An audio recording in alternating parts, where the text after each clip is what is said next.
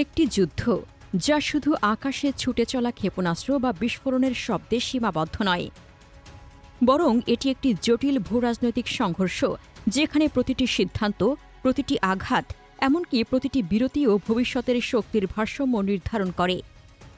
মধ্যপ্রাচ্যের সাম্প্রতিক এই সংঘাত ঠিক তেমনই একটি যুদ্ধ যেখানে যুক্তরাষ্ট্র, ইরান এবং ইসরায়েল একে অপরের বিরুদ্ধে শুধু অস্ত্র নয়, কৌশল, অর্থনীতি এবং রাজনৈতিক প্রভাবের লড়াইয়ে নেমেছে। আর এই প্রেক্ষাপটে রাশিয়া এক বিস্ফোরক বিশ্লেষণ তুলে ধরে বলছে, এই যুদ্ধে যুক্তরাষ্ট্র আসলে শোচনীয়ভাবে ব্যর্থ হয়েছে। এই মন্তব্যটি এসেছে সরাসরি মারিয়া জাকারোভার কাছ থেকে, যিনি শুধু একটি মন্তব্য করেননি, বরং পুরো যুদ্ধের কৌশলগত ব্যর্থতার একটি বিশদ চিত্র তুলে ধরেছেন। তার বক্তব্য অনুযায়ী যুক্তরাষ্ট্র ইসরায়েল ইরানের দেওয়া প্রায় 10টি গুরুত্বপূর্ণ শর্ত মেনে নিতে বাধ্য হয়েছে এবং ঠিক এই কারণেই যুদ্ধ হঠাৎ করে থেমে গেছে। এর মানে দাঁড়ায়, যুদ্ধক্ষেত্রে যেটা অর্জন করা যায়নি সেটা আলোচনার টেবিলে গিয়ে আদায় করতে হয়েছে, যা একটি সুপার পাওয়ারের জন্য বড় ধরনের কৌশলগত ধাক্কা হিসেবেই বিবেচিত হয়। এই সংঘাতের শুরুটা ছিল অত্যন্ত আগ্রাসী এবং একতরফা। 28 ফেব্রুয়ারি যুক্তরাষ্ট্র ইসরায়েল যৌথভাবে ইরানের বিরুদ্ধে হামলা শুরু করে, যাকে রাশিয়া সরাসরি উস্কানিবিহীন আগ্রাসন হিসেবে অভিহিত করেছে। সেই সময় ওয়াশিংটনের ধারণা ছিল একটি দ্রুত, নির্ভুল এবং শক্তিশালী সামরিক আঘাতের মাধ্যমে ইরানকে দুর্বল করে ফেলা সম্ভব হবে। তাদের সামরিক কাঠামো ভেঙে পড়বে এবং রাজনৈতিকভাবে তারা পিছু হটতে বাধ্য হবে। কিন্তু এখানে ছিল প্রথম বড় ভুল, ইরানকে ভুলভাবে মূল্যায়ন করা। কারণ ইরান কোনো কেন্দ্রীভূত, সহজে ধ্বংসযোগ্য রাষ্ট্র নয়, বরং এটি একটি বহুস্তর বিশিষ্ট প্রতিরক্ষা ব্যবস্থার উপর দাঁড়িয়ে থাকা শক্তি, যেখানে সামরিক অবকাঠামো ছড়িয়ে রয়েছে এবং যুদ্ধের সক্ষমতা শুধু মূল ভূখণ্ডেই সীমাবদ্ধ নয়, বরং আঞ্চলিকভাবে বিস্তৃত। ফলে একটি নির্দিষ্ট লক্ষ্যবস্তুতে আঘাত হানলে পুরো ব্যবস্থাকে অচল করে দেওয়া যায় না। এটি একটি বিকেন্দ্রীভূত যুদ্ধযন্ত্র, যা আঘাত পেলেও পুনরায় সক্রিয় হতে পারে।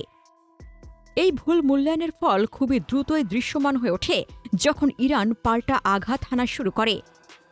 তারা শুধু নিজেদের ভূখণ্ডে প্রতিরক্ষা গড়ে তোলেনি, বরং আক্রমণকে বিস্তৃত করে দেয় আঞ্চলিক পর্যায়ে।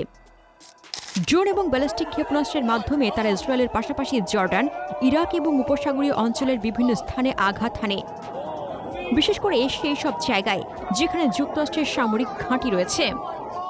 এই কৌশলটি অত্যন্ত গুরুত্বপূর্ণ, কারণ এটি যুদ্ধকে একটি সীমিত সংঘর্ষ থেকে সরিয়ে একটি আঞ্চলিক সংঘর্ষে পরিণত করে। অর্থাৎ যুক্তরাষ্ট্র আর শুধু একটি দেশের সঙ্গে লড়াই করছে না, বরং একটি বিস্তৃত নেটওয়ার্কের বিরুদ্ধে লড়াই করছে, যেখানে প্রতিটি আঘাতের প্রতিক্রিয়া বহু দিক থেকে আসতে পারে। এ ধরনের যুদ্ধকে সামরিকভাবে নিয়ন্ত্রণ করা অত্যন্ত কঠিন, কারণ এখানে কোনো একক ফ্রন্ট নেই, বরং এটি একটি মাল্টিলেয়ার্ড ব্যাটল স্পেস। এই সংঘাতের আরেকটি গুরুত্বপূর্ণ দিক ছিল অর্থনৈতিক চাপ সৃষ্টি করা, যা ইরান অত্যন্ত কৌশলগতভাবে ব্যবহার করেছে। হরমুজ প্রণালী, যেখান দিয়ে বিশ্বের একটি বিশাল অঙ্কের তেল পরিবাহিত হয়, সেখানে তারা জাহাজ চলাচলের সীমাবদ্ধতা আরোপ করে। এটি সরাসরি কোনো সামরিক হামলা না হলেও এর প্রভাব ছিল অত্যন্ত গভীর, কারণ এটি বৈশ্বিক জ্বালানি বাজারে অস্থিরতা সৃষ্টি করে এবং যুক্তরাষ্ট্র ও তার মিত্রদের ওপর পরোক্ষ চাপ তৈরি করে। এখানেই বোঝা যায়, আধুনিক যুদ্ধে শুধু অস্ত্র নয়, বরং অর্থনৈতিক রুট এবং ভূ অবস্থানও একটি বড় অস্ত্র হিসেবে কাজ করে। এই পরিস্থিতির মধ্যেই রাশিয়া বারবার সতর্ক করে দিয়ে আসছিল, এই সংঘাতের কোনো সামরিক সমাধান নেই। মারিয়া জাকারোভা স্পষ্টভাবে বলেন, আরও আক্রমণাত্মক হওয়া, আরও শক্ত অবস্থান নেওয়া এবং জয় খুব কাছেই, এ ধরনের বক্তব্য সবসময়ই বাস্তবতার সঙ্গে মেলে না। তার মতে, এই একমুখী আক্রমণাত্মক কৌশল শেষ পর্যন্ত ভয়াবহভাবে ব্যর্থ হয়েছে, কারণ এটি প্রতিপক্ষের প্রতিরোধ ক্ষমতাকে কমানোর বদলে আরও শক্তিশালী করে তোলে। এই অবস্থার মধ্যেই আসে একটি গুরুত্বপূর্ণ মোড়, যখন ডোনাল্ড ট্রাম্প ঘোষণা দেয় সে 2 সপ্তাহের জন্য ইরানের উপর বোমা হামলা স্থগিত রাখতে সক্ষম হয়েছে। এই ঘোষণা ছিল শুধু একটি সামরিক বিরতি নয়, বরং এটি ছিল একটি কৌশলগত স্বীকারোক্তি যে যুদ্ধক্ষেত্রে কাঙ্ক্ষিত ফল পাওয়া যায়নি। কারণ যদি যুক্তরাষ্ট্র তাদের লক্ষ্য অর্জন করতে পারত, তাহলে তারা কখনোই এই পর্যায়ে এসে যুদ্ধ থামাত না।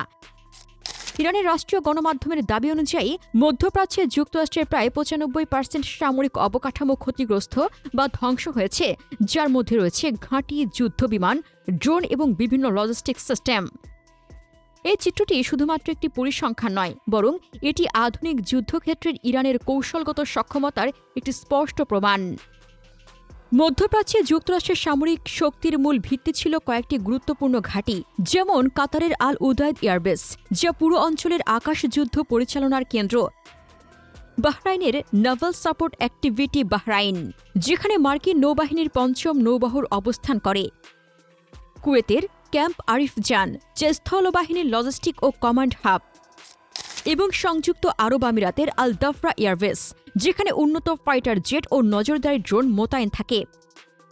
এই ঘাঁটিগুলো একত্রে একটি শক্তিশালী সামরিক নেটওয়ার্ক তৈরি করেছিল, যার মাধ্যমে যুক্তরাষ্ট্র পুরো মধ্যপ্রাচ্যে তাদের আধিপত্য বজায় রাখত। কিন্তু ইরানের কৌশলগত পাল্টা আঘাত এই পুরো নেটওয়ার্ককে কার্যত অচল করে দেয়। এই পরিস্থিতি নিয়ে আরও একটি গুরুত্বপূর্ণ মন্তব্য করেছেন দিমিত্রি মেদভেদেভ, যিনি এই যুদ্ধবিরতির ভবিষ্যৎ নিয়ে সন্দেহ প্রকাশ করেছেন। তার মতে এই ২ সপ্তাহের বিরতি শুধুমাত্র একটি অস্থায়ী সমাধান নয়, বরং এটি যে কোনো সময় ভেঙে পড়তে পারে। কিন্তু তার সবচেয়ে গুরুত্বপূর্ণ মন্তব্য ছিল ইরানের প্রকৃত শক্তি তাদের অস্ত্র নয়, বরং তাদের অবস্থান। তিনি রূপকভাবে বলেন, ইরানের সবচেয়ে বড় পারমাণবিক অস্ত্র হল হরমুজ প্রণালী।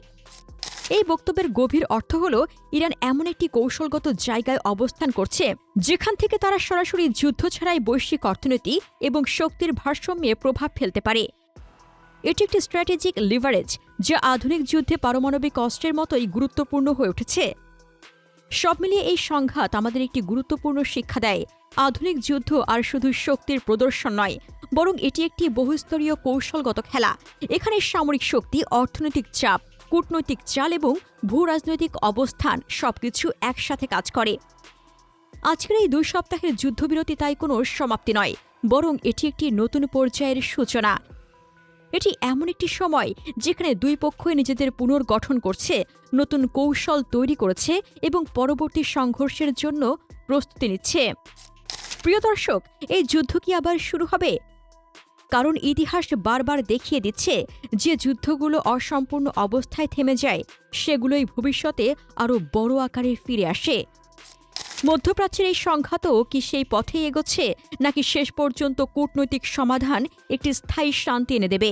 আপনার মতামত কমেন্টে জানান। মধ্যপ্রাচ্য নিয়ে আরও জানতে আমাদের চ্যানেলটির ভিডিও ট্যাব থেকে ঘুরে আসুন। এই ভিডিওটি ভালো লাগলে লাইক বাটনে ক্লিক করুন। ভিডিওটি আপনার বন্ধুদের সাথে শেয়ার করে তাদেরকেও ভিডিওটি দেখার সুযোগ করে দিন। ধন্যবাদ।